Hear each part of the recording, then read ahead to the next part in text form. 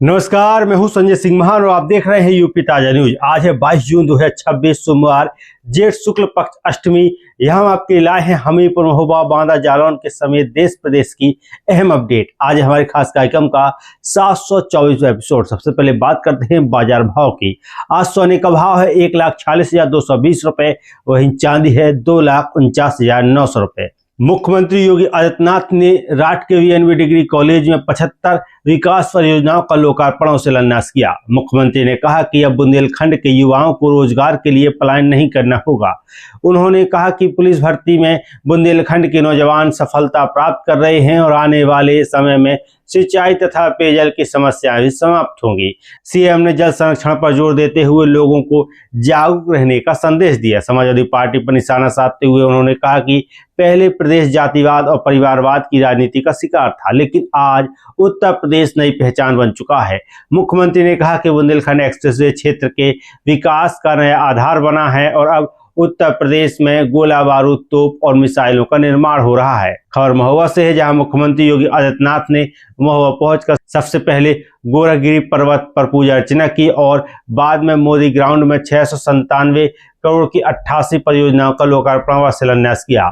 उन्होंने गोरखगिरी में ropeway, adventure tourism विकास करने की घोषणा की। डिफेंस कॉरिडोर का जिक्र करते हुए मुख्यमंत्री ने कहा कि ब्रह्मोस मिसाइल ने दुनिया को भारत की ताकत दिखाई और बुंदेलखंड को रक्षा उत्पादन का बड़ा केंद्र बनाया जाएगा। उन्होंने कहा कि पहले यहां माफिया और अव्यवस्था का बोलबाला था, लेकिन अब विकास और सुशासन की नई तस्वीर दिखाई दे रही है।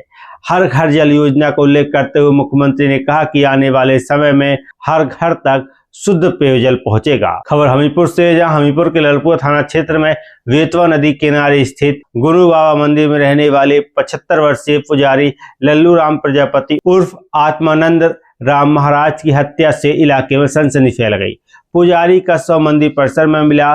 शरीर पर संघर्ष के निशान मिले और दाहिनी आंख में गंभीर चोट पाई गई। पोस्टमार्टम रिपोर्ट में गला घोंटकर हत्या की पुष्टि हुई है। करीब 15 वर्षों से मंदिर की पूजा कर रहे पुजारी की मौत के बाद ग्रामीणों में आक्रोश और शोक का माहौल है। पुत्र ने गांव के कुछ लोगों पर हत्या की आशंका जताई है, हालांकि अभी तक कोई तहरीर नहीं दी गई है। खबर हमीरपुर से, जहां मीरापुर मोहल्ले में रविवार की शाम एक दर्दनाक घटना सामने आई। 60 वर्षीय मजदूर राम विशाल पाल घर में आराम कर रहे थे। नींद खुलने के बाद जैसे ही उठे, अचानक गस खाकर जमीन पर गिर पड़े। परिजन उन्हें अस्पताल लेकर पहुंचे, जहां डॉक्टर ने मृत घोषित कर दिया। राम विशाल मजदूरी करके परिवार का भरण पोषण करते थे। अचानक हुई मौत से पूरे परिवार में कोहराम मचा हुआ है। खबर हमीरपुर से है, जहां नगर पालिका के सफाई कर्मचारियों ने अपनी 4 सूत्रीय मांगों को लेकर प्रदर्शन किया।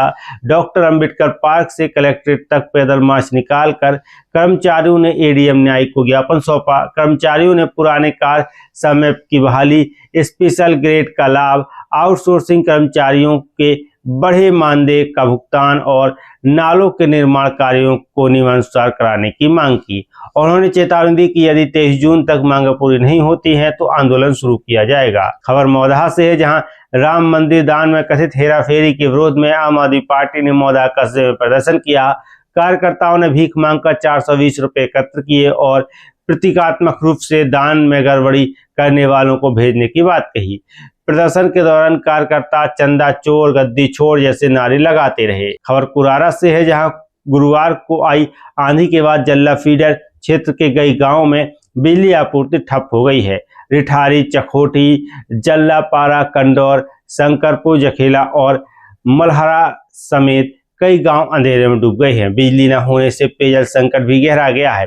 ग्रामीणों का आरोप है कि कई बार शिकायत के बावजूद संबंधित अधिकारियों से संपर्क नहीं हो पा रहा है। पानी भरने को लेकर विवाद की स्थिति तक बनी रही। खबर हमीरपुर से, जहां 12वां अंतर्राष्ट्रीय योग दिवस पूरे उत्साह और जन भागीदारी के साथ मनाया गया। इस वर्ष की थीम रही स्वस्थ वृद्धावस्था के लिए योग।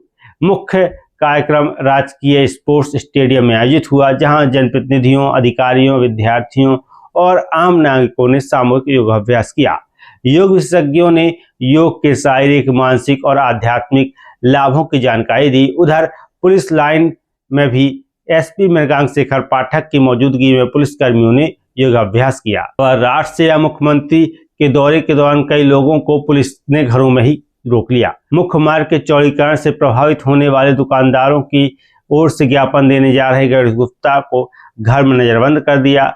वहीं विश्वविद्यालय की मांग को लेकर लंबे समय से धरने पर बैठी चंद्रकांता सिंह और उनके सहयोगियों को भी घर से बाहर नहीं निकलने दिया गया। विपक्षी नेताओं को भी हाउस अरेस्ट किया गया। मुख्यमंत्री कार्यक्रम से पहले प्रशासन ने विपक्षी दलों के नेताओं पर भी निगरानी रखी।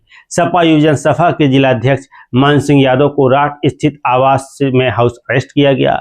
वहीं हमीरपुर में रिजवान खान, लाला प्रधान और वीटू यादव सहित अन्य नेताओं को भी घरों में रोके जाने की जानकारी सामने आई। खबर कानपुर से, जहां सोशल मीडिया पर समाजवादी पार्टी प्रमुख अखिलेश यादव की बेटी की एडिट फोटो के साथ अभद्र टिप्पणी करने के मामले में क्राइम ब्रांच ने कार्रवाई की है। मध्य प्रदेश के रीवा निवासी नागेश्वर सिंह बघेल को गिरफ्तार किया गया है। पुलिस के अनुसार डिजिटल साक्ष्यों और तकनीकी जांच के आधार पर गिरफ्तारी हुई है। हालांकि आरोपी को अदालत से जमानत मिल गई। पुलिस अन्य आरोपियों के सोशल मीडिया अकाउंट की भी जांच कर रही है। खबर राष्ट्र से है, जहां विधायक मनीष अनुरागी ने मुख्यमंत्री के सामने स्वामी ब्रह्मानंद विश्वविद्यालय की मांग दोबारा उठाई। इस पर मुख्यमंत्री योगी आदित्यनाथ ने कहा कि प्रबंध समिति से प्रस्ताव मांगा गया था, लेकिन प्रस्ताव नहीं मिलने के कारण विश्वविद्यालय का निर्माण आगे नहीं बढ़ सका।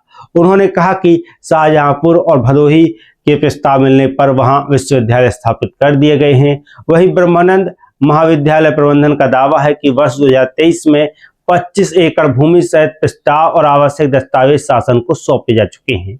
अब इस मुद्दे पर नई बहस शुरू हो गई है। फिलहाल के लिए खबरों में इतना ही। आप देखते रहिए यूपी ताजा न्यूज। मैं हूं संजय सिंह महान।